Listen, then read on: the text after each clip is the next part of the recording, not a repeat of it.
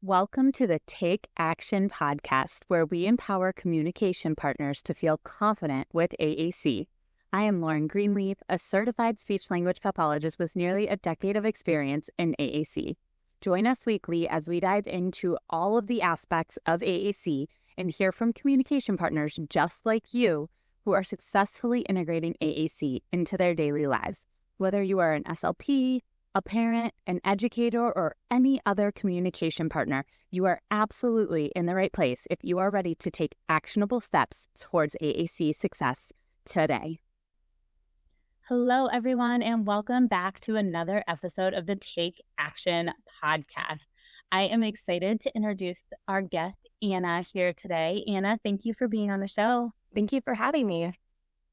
I am excited to talk because Anna is newer to the field of AAC, and I think that's a really important conversation that we need to be having because we don't all come out of grad school with all of the tools in our toolbox to do AAC, and I'm really excited to chat more about this with Anna. So, Anna, let's get started with telling us a little bit about yourself and your journey with AAC. Yes, so I am currently in my clinical fellowship in Northeast Ohio. I went to school at Kent State, and I actually postponed my master's program by a year because I completed an early intervention certification program that was federally funded. And that was really what introduced me to play-based intervention, following the child's lead, and I love that. And that is what I wanted all of my practices to really revolve around. And so when I got into grad school, I had an AAC class, but it was really my experiences within my placements that showed me more about AAC. I had an experience within my school setting. I was at a preschool setting, and I had 2 kids on my caseload that had dedicated devices. And then I had a placement that was a full-time care center for individuals with medically complex needs. And so that also introduced me to low-tech AAC, high-tech AAC, and different access methods, so auditory scanning and eye gaze. Very, very cool. And what do you do now? I am currently working at a clinic with kids that have autism part of the time, and then I'm also doing outpatient there. Very cool. So I would love to get started focusing on the grad school piece, and then we'll move into the FY piece. And for anybody who doesn't know what this clinical fellowship year is, that's your first year out of grad school. It's just how AACtion, which is like our governing board, designates all of the new people in our field.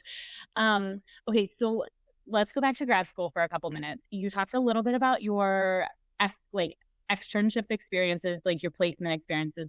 What did AAC look like from a classroom perspective? What was your class focused on? Yes, so our class was more hands-on experiences. So I know every week we started off with AAC in the news, what was being said about AAC, things that are being trialing, considerations, more like what does it look like using AI in AAC and things like that.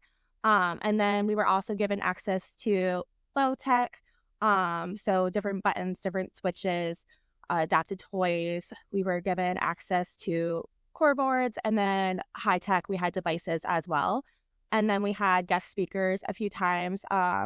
We had an individual who used eye gaze come in and show us how he maneuvered and used his device, as well as his adapted spoon and different access methods to different assistive technology pieces.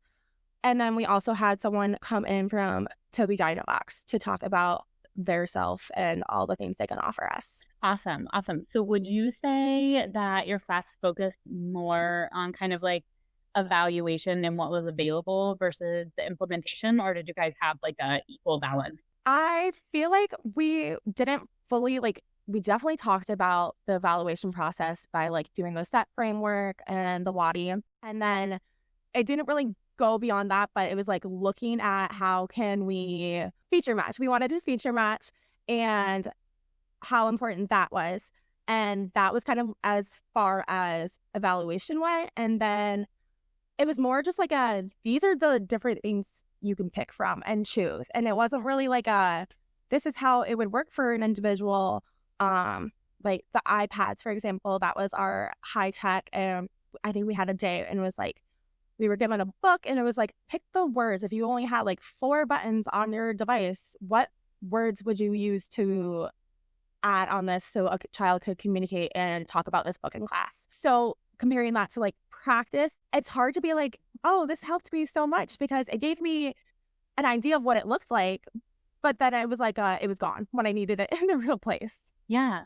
No, that sounds really interesting. And that makes a lot of sense based on other grad experience that I've heard other people having. So it was very much like this general, like, here's AAC, here's some benefits that it could have, but it's only a semester, so we can only dive into so much of it, where I honestly think you could go through an entire grad program dedicated to AAC and still like be missing this of the piece, this of the puzzle. Yes. So that was that piece of it, and that makes a lot of sense. So it really was this overarching experience, and I like to highlight that, one, because there are SLPs out there who didn't even have a grad school class, which is wholly problematic on so many levels in my mind, but it's a conversation for another day. And then there are people like you who had a grad program, but it was so general. And I think there are a few grad programs that do go more in depth on certain things, but I think they're few and far between. And I think that's part of the big disconnect when we come out into practice, because we really just started from the foundation, which you need the foundation, but then real life is a lot different. So let's kind of segue into that a little bit. When it came to now you are out in the real world practicing, how, like, what challenges and differences are you really noticing from what you did gain in grad school? I think a challenge itself is just like working through the evaluation process. I really didn't know much about it other than I wanted to like feature match. And I am currently, there's someone that is the head of AAC for my company, but I am currently the head of AAC for my building. And so I feel like I have to have all the answers. And it's definitely like the imposter syndrome of not fully like, I know more than a lot of people in my building, but I don't know as much as I want. And so there's that disconnect of people are coming to me with questions. I'm like, I don't know the answer to that, but I will find it and I will get back to you. And then knowing that I have kids that are currently doing the evaluation process with me, and I had never done that before. So I had worked with different individuals, different kids before, like in my grad school experiences that already had their devices. So I'm doing a bunch of modeling and using their interests to get them to use their device more often. And now I'm just starting from scratch and I'm like, where do I go from here? Yeah. Yeah, I think you highlighted 2 really important things here. One, the evaluation in general. We were talking before we even pressed record how overwhelming that can be, especially as a new grad or someone with limited AAC experience, because there isn't really this one-size-fits-all approach to evaluating. So this evaluation piece is huge. And then the other thing you mentioned was this idea of imposter syndrome. And I would love to highlight that a little bit more, because I think it's something that we all experience to some extent. And I think it's really important that everybody knows that we all experience it. So when you do experience it, it's okay. So you mentioned you are the head, like at your school system or at your clinic itself. Yeah. So how does that imposter syndrome kind of like play into it? It's definitely like twofold. Like I see it when I'm doing my AAC stuff, and then I see it when I'm just in my sessions. And it's definitely less now. I mean, not that it doesn't still happen, but I remember like my first week, because I just graduated in August. So I am brand new, and I have a lot of like little ones on my caseload. And I told you before, I have that whole extra year of early intervention. I know my stuff when it comes to that. And I'm like, they're trusting me. These parents are trusting me to tell them all these things. And I'm like, I have to remind myself, like, I am the professional. Like, I have the education. I know my things, and I shouldn't be second guessing myself. Because I'm like, am I actually telling you the correct thing? I am. I don't need to question that.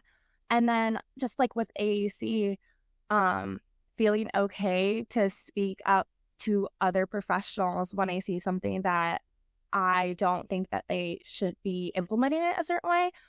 So collaborating and trying to let everyone else know about like best practices, because it's also, I'm head of AAC, but it's also like you have more experience than me. And like, it's that, do I have like the ability to like tell you like, hey, let's kind of change it, how we're doing it. And then I also like want to be able to advocate for my clients and be like, no, but like, even if I'm new and all this stuff, like if I don't say something and they don't know better, then who else is going to do it? So it's been like a learning curve, definitely, of knowing when I can speak up, and also just knowing like my thoughts, and they're important, and like I know my things, and I like to continuously build my repertoire of like what I'm doing and how I can better serve my clients. So sharing that knowledge with others as well.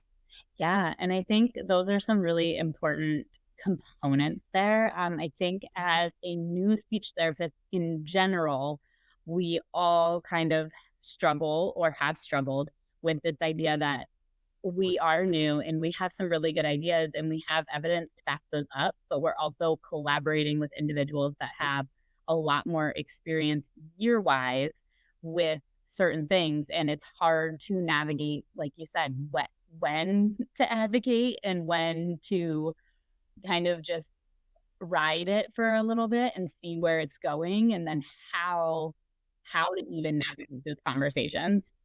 Mm-hmm. The how. Yeah. And I'm totally going to put you on the spot. Have you found a way to kind of build those conversations yet, or are you still navigating it? I definitely have been just like talking. So my clients that are autistic, a lot of them are receiving ABA services, so collaborating with the BCBAs, which they've been really awesome. They're all about functional communication. They really don't jive with the hand over hand. So I'm like, great, we're all on the same page. So talking to other therapists and individuals that work with these kids as well. And it was definitely just like hey, as a team, we've been talking, just want to make sure we're all on the same page. Like I just kind of like sent a blast out. It was like making sure we're all on the same page. Like we're not doing hand over hand with these kids. Just because I was like, I'm starting to see some like negative reactions towards devices. I'm like, I'm going to go out on a limb and say it's because they've had exposure to hand over hand. Don't know who, if anyone, but we're just going to make sure that everyone's on the same page. We're not doing that.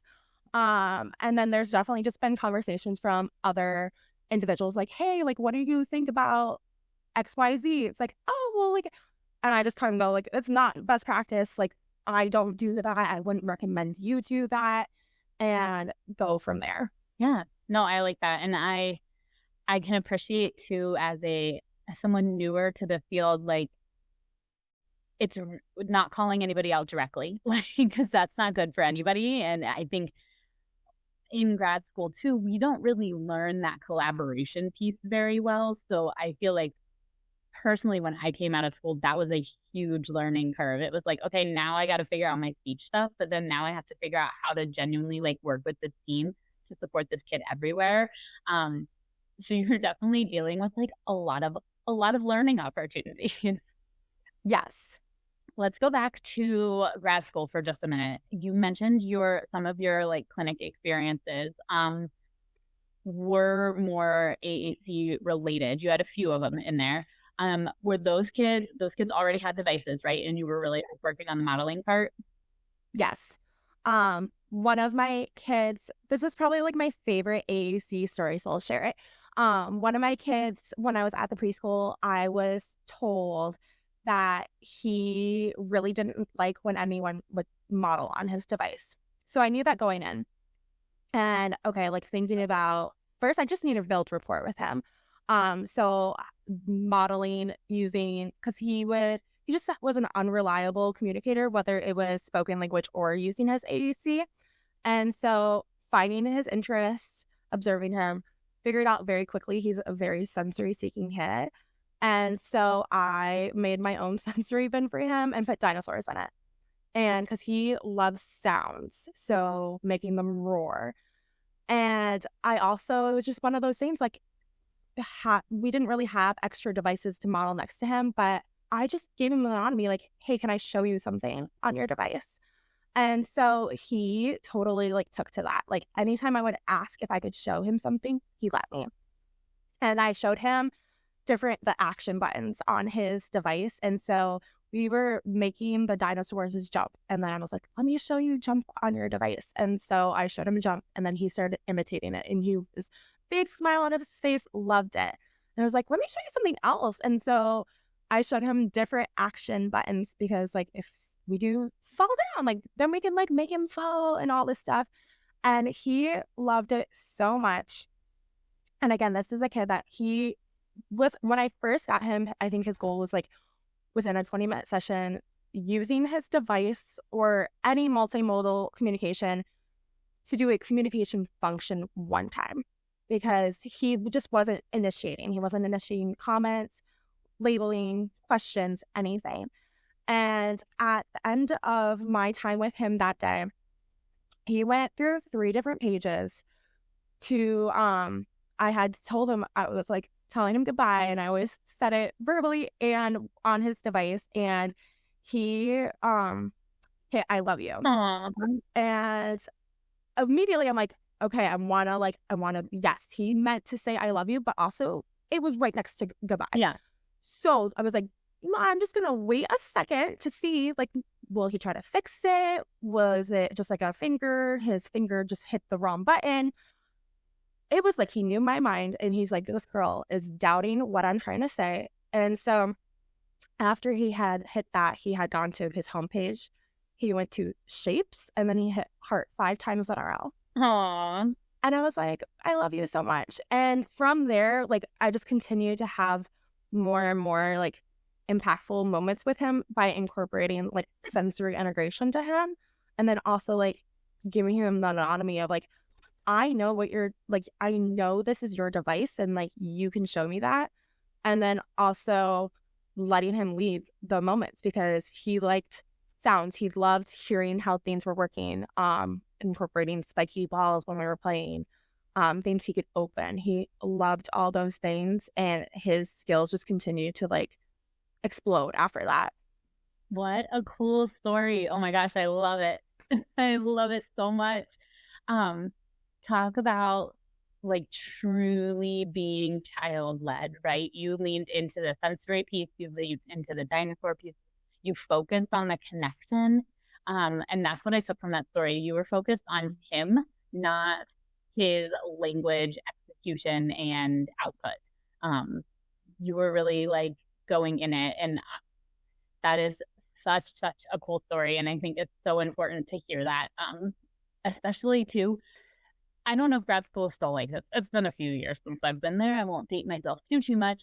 But we were always so ingrained in, like, you needed a lesson plan for the session, and you had to do certain things to meet certain goals. And I don't feel like those, like, genuine connection pieces ever really connected within a lesson plan. I would definitely say grad school can still be like that. And then when you have experiences and stuff, I was really fortunate to have a really awesome preschool team that I got to work with, that they wanted to view the child as, like, the whole child, the whole team, whether it was the preschool teachers, the other specialists, the OTs, the SLP. Everyone was so great about incorporating the whole child and having those moments. So all my sessions were push-in. Sometimes they were in the gym, like, wherever the kid was, like, let's do it. Incorporating their peer models during those sessions, and just play-based. Like, I would always have options to offer, and then if you're telling me you want something else, great, let's do that. And, like, we can incorporate AAC, we can incorporate language, we can incorporate all these things into various activities. What's the harm in letting the kid lead that and pick what it is? That's really fantastic. I love that. So you had some really, really quality experiences in grad school, clearly, and you obviously had some good supervisors in the process to allow you the space to do that. From an implementation standpoint, we kind of talked about the eval standpoint going in to real life work. How about that implementation piece? Did you feel like you had a better grasp on that going into your everyday practice now? Yes, especially just because I knew from like the early intervention aspect that I was like, I know that kids learn best through play. I know kids learn best through modeling. Yeah. Why shouldn't all kids be able to learn that way? And clearly the evidence continues to support that. So definitely implementation of AAC. I'm like, it's just model. And also making sure these devices are individualized. That has always been that has been the biggest piece too. Like I had a kid on my caseload that I was listening to his device. I'm like, this is a man's voice. Who is on your device? I said, hey, can we change this voice really quick? And he got to hear a few different ones and we picked one. And then he went from not really engaging in his device to he was exploring it so much because he wanted to hear that new voice. It was like, you have a child's voice now. And like that small little piece that was missing before made such a huge difference. And like making sure that they're all individualized. You can't just have a program and then be like, great, they have AAC, they have access. No, and you still need to individualize it to have like their preferred vocabulary around it, to have a voice that matches them on it. That's so important. Yeah. Oh, it really is. Because we talked about the autonomy piece in like not using their device unless asking, but like there's also an autonomy piece in, is this device really even mine? Does it have the voice that matches? Does it have the vocabulary that I need for my environment? And that's such a crucial starting point for so many of our kids. So I love that you brought that up. Okay, we kind of navigated through grad school to work at this point, and it's only been a few months, which is crazy and really cool. I'm sure it's been quite a whirlwind. So having a position that is more like I am the AAC person for where I'm at right now, I know you can go to your clinic head person to ask questions, but how else are you like navigating the learning of your practice while you're still practicing? Yes. Definitely taking moments aside from my day to just explore these devices. I had a lot of experience with other dedicated devices at previous placements, but the programs themselves, some of them, like I'm really familiar with TouchChat. Prologo is a little newer. So taking the moments in my days to like explore those, figure out how I can find things. I've been like slowly working on my own personal iPad to like get all the devices because you can get a lot of the programs for free as an SLP. And you don't need your C's to get them most of the time. So I've been slowly getting that, practicing them at home. I used it the other day on my fiance to tell him I wanted Chipotle. I love it. I had to mess with I was like, we're going to figure out how to like mess with like pronunciation and stuff because some of the words come out funny. Yeah. But knowing how I can more easily navigate that. So in my sessions with the kids, I could quickly fix something if needed. So continuing to do that, listening to different podcasts, following other SLPs that have specialized, or not just specialized, but like do more heavily work with AAC, just because the community and like your knowledge is always growing. And I love being able to share what I know, but also like learn from other people. So just continuing to like reach out because I don't want to be stagnant and just be like, oh, this is what I know. I always want to be improving myself.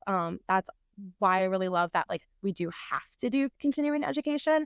Even if we didn't have to, I'd want to, because I always want to be bettering myself to be able to provide the most quality care and appropriate care for all my clients. Yeah. Oh, I love it. I truly will probably be a student for the rest of my life, even when I'm no longer practicing. I love learning new things, and I love, in a way, almost like proving myself wrong. It's like, oh, you did not do this right for a very long time. Let's do it better now. And giving yourself the grace while you do that to be like, okay, you know what, you didn't know then, and that's okay. And now we can keep moving on with what we do know. I think we have this really cool shift happening in our field, and I can see it in the grad students that are starting to come out. You guys are more focused on that connection piece. You see it when you do your placements. Whether or not the education is following up with that, I haven't decided yet on my end. But I had a previous supervisor, but she's like, Google's your best friend. And she's like, our like expertise covers so many things, and we literally cannot know it all. And it's okay to not know it all, but search out your answers. So like I use Google all the time. I'm like, how do I fix this? And the other day I had something going on with a kid's device. I was like, I cannot figure this out. I Googled it, couldn't figure it out. We're 3 people are messing with it. We're like, how many people does it take to figure this out? Finally, just had to reach out to the company. It was just because the device was dedicated. We wanted to dim the brightness on an iPad, but you can't do it because it's dedicated unless you pay for it. So there you go. Well, and then to know where you have to go to find the answers. Yeah. And you and I talked about that before we pressed record. Like, I don't know all the answers. You don't know all the answers. Everybody listening, if you don't know all the answers either, I hate to put that on anybody, but like, we don't. But I think what makes you a stronger AAC specific therapist, or really just a stronger therapist in general, is knowing where to go to get the answers and to create or join a community that can more easily give you those answers, to find those accounts on Instagram that you could quickly message and be like, hey, I got a problem. How do I fix this? And I think that that's really key. And you also brought up the piece that you're learning the devices. And I really love that you brought that up. Yeah. Because I feel that it's such like an underrated piece of this AAC puzzle. It's so essential because we've all been there where we've been in a session and we're like, I want to model this word. And then like 10 minutes later, you find it. And like the moment that's totally passed. And if you don't know where a word is, know where Word Finder is, because that's your best friend. Yep. You're teaching your kids. And even like when I'm doing like parent education and stuff, and they're like, this is so overwhelming. Because I have a new parent that's like learning LAMP. I was like, I'll be honest, I'm learning LAMP alongside you. And I'm like, if you have more questions, like we have her head, like she can answer more. But like, these are all the visuals and videos and stuff that I find useful. She's like, this is exactly how I learn. I'm like, great. I'm a visual person too. Here you go. Here's all those handouts. But then also like teaching them, knowing them, I'm like, it's okay to make mistakes. I'm like, if you hit the wrong button, I do that all the time in my sessions. I literally just, it's a learning curve. And you just say, oops, I didn't mean to hit pickle. I meant to hit ball. And you tell whoever you're working with that I hit the wrong button, because you also don't want them to become like rigid with their device and feel like they can't make mistakes. Because how many times are we talking and we say the wrong thing, or we're talking like we're thinking too fast and we combine our words? We do it with spoken language. We do it with AAC, and it's okay. And then how do we fix those communication breakdowns? How do we repair that? Yeah. You are highlighting so many really, really important things. Because it is okay to make mistakes. It is okay to take the 10 minutes to find a word. My whole thing is it's totally okay to do that. But if you're doing that like every single word, you are likely not using the device after day 1. And you're also wasting your whole session with them trying to find 2 words. How many times are you modeling in your session if you're doing that? Exactly. So taking that time outside of therapy, or even I say like, take the first like couple minutes at the beginning of therapy, let the kid get situated and see what they're gravitating towards, and then find the couple words that you want to model. It doesn't have to be like, I spend 3 hours outside of therapy learning something, because I know you and I have talked a lot that you're working really, really hard on work-life balance. So you're not taking a lot of stuff home. Tell us a little bit more about that. I really learned that in grad school, because I was and I know grad school is so hard because you are constantly prepping at home. But mine would be like, I'm prepping at home for hours and hours and hours every day. My preschool SLP, she really instilled in me like, you're making like low prep things. Like, do not like, we also don't have time in our day to like be doing these magical crafts that are like, oh, what are all the goals that you could have been targeting in that time that you did all this? Like, don't do that. So doing low prep, finding things now that I'm like, if I am prepping it, it's like prepping for a long-term use, like my articulation cards for my Arctic kiddos. Like, those are long-term use items that will be there forever. What are quick things I can print off? Currently when I prep at home are like my book manipulatives. for my speech groups and stuff. Definitely just like trying not to. So like being better, it was definitely a learning curve with the amount of clients I see in a day of how can I get all my documentation done at work, because like this was my weekend. I brought no work home this weekend. I'm like, I'm so proud of myself. I brought my laminator home if I wanted to laminate anything, but I was like, I'm not forcing myself to laminate. I also just know that, I mean, work-life balance, but it was impacting my mental health greatly in grad school. And I was like, I will burn myself out. I know myself. I will burn myself out within my first year if I'm bringing work home. So doing that, the AAC to me, like that isn't bringing work home, because I was like, I can mess with an AAC while I'm watching my favorite show, which I also like, I programmed that into the device. I made my own profile and I added my things because I was like, if I can like learn it for me and show parents like, this is how I'm using it, this is how your kid would use it too. So like I have my own page that I've been like working on like while I watch my show. That's really cool. I've actually never thought about that, but I love that idea of kind of like building something for yourself so that you know how to build it for somebody else. Yeah, because I'm like, fun. I have a few clients on my caseload that they like they have their own dedicated device, but then they're like really interested in other people's dedicated devices.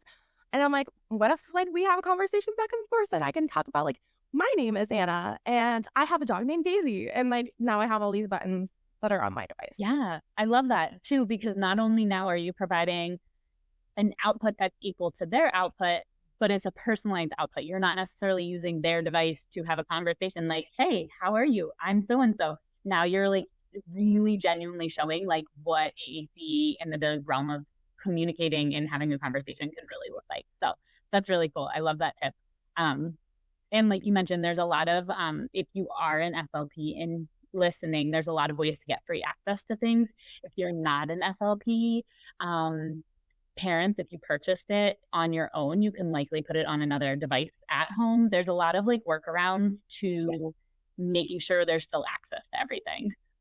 And providing those like no tech versions of an AAC app. Whenever I have a student that's getting like a new dedicated device, I'm like, great, if your kid is ever having a moment where like some kids don't, I like telling parents, I'm like, sometimes kids just don't want you to touch the device. Completely fine. Here's a no-tech version of the front screen, and you can model and explore that too. Yeah, no, I think that's really, really great advice. So let's head into like our wrap-ups for the day. There's so much awesome stuff in here, and I love that you just kind of have this like new, fresh take. I'm new out of grad school. I'm ready. The world of SLP hasn't came crashing down, but you're like making a way. You're making sure that doesn't happen. You're putting that work-life balance in place.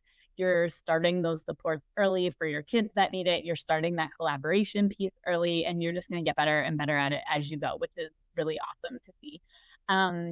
So some tips for our newer SLPs, maybe those who are in grad school or they're doing their CFY, or even our older SLPs that have zero experience with AAC.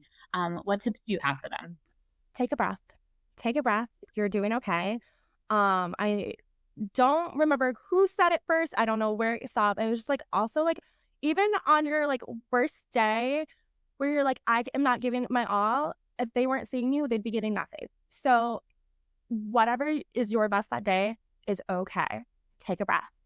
We're always learning, and it's okay to get something wrong, but then we learn from it and we keep going and we keep getting better. Model. And kids learn best through modeling. That's how you learn the device. That's how they learn the device. And use those fringe vocabulary. So that's the words that are like the random, very concrete items. Those are what's motivating to a kid. So figure out what's motivating for them and utilize that, whether it's getting sensory input from a sensory bin or movement. I do a lot of AAC in our OT gym because we can go on the screen. All the words, go on swing, stop, faster, slower, high, no more, all done. Let's go. Take a walk. All those different communication opportunities, make sure you're giving access to them.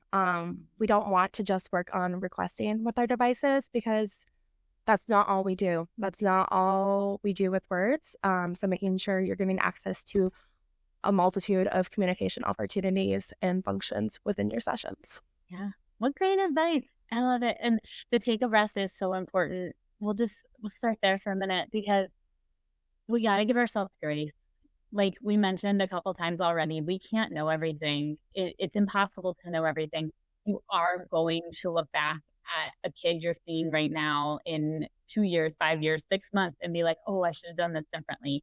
And unfortunately, like that's the reality of evolving life and evolving therapies and evolving research. Like there's always something new and there's always something that we have to keep learning. And like you mentioned earlier too, not staying stagnant, making sure you are learning. I know coming straight out of grad school, sometimes that's a little overwhelming because you're like, I just had been learning for 2+ years and did nothing but learn, but you don't know it all. You don't have to pay to get more knowledge. There's so much free knowledge out there. So many of the brands like PRC, Stilo, Dynavox, like they all offer free resources on their websites. Go there. Explore. You can get a loaner device for free. Take those moments to learn. You're increasing your education. Doesn't have to be something you buy, and it doesn't have to be something like super intense. Just like messing around. There's plenty of free AAC apps. Download one of those, mess around with that. That's increasing your knowledge because now you know one more program that you didn't know before. Yeah. No, it's such great advice. And truly like taking it one step at a time. You don't have to learn how to do a full evaluation. Like you might be doing a full evaluation, but even if you hone in and get really, really good at one part of it, you can keep increasing the rest of your skills as time goes on. And I always tell people, like, once you learn a system, it's a lot easier to learn all the other systems. They might not be exactly the same, but there's components that just make sense when you're trying to navigate a new system. Yep. Well, Anna, this was a really, really great chat. Anything else you want to leave anybody with? Oh, that's a good question. I didn't prep for that one. I just like, I don't know. I love AAC and I love that I got to talk about AAC with you guys. But yeah, just keep going, keep pushing. Even if you're feeling overwhelmed, I felt so overwhelmed. I still feel overwhelmed some days. I look at my schedule, I'm like, man, that's a lot of people today. But that's okay. Every day you get better. Every week gets better. You pick this field for a reason, and like pick even on the bad moments, think back to the good. Not every session is going to be a winner. Not every session is going to be like, woohoo, I did something.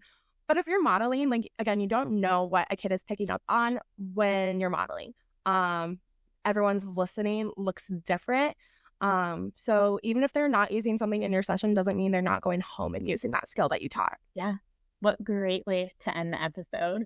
All right, Anna. Well, thank you so much for joining us today. I really appreciate it. Thanks for having me.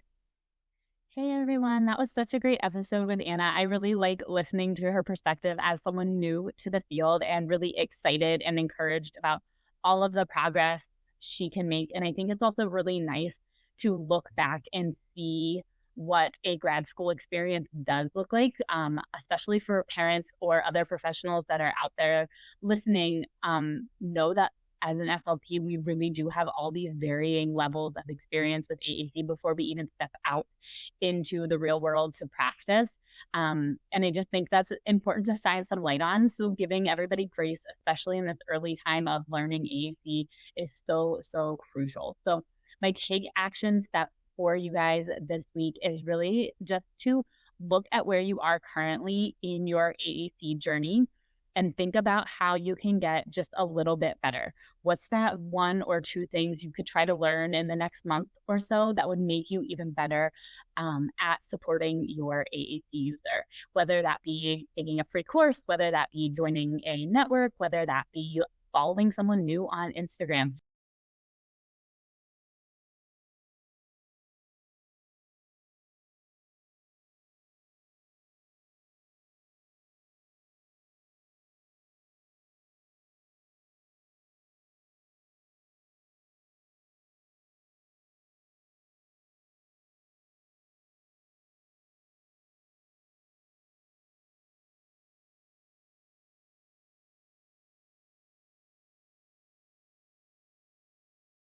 It can be whatever you need it to be, something small and manageable. and obtain that, and then keep building those skills and keep getting encouraged by all the learning that you can do. Speaking of learning, this week I opened my fall cohort for my AAC Essentials class. So you guys have until Friday of the end of this week to join and get in on this fall cohort. It's 6 weeks, and we go through the AAC Essentials course, which goes all through like the implementation process of AAC and the different nuances to that. So if you are interested, there will be a link below to come join us there. And if for some reason you are listening to this way past when we release it, which is totally fine, I do that all the time, you can also do a self-study of the AAC Essentials course. So if it's something you're really interested in, we will put that link below also so that you can access it.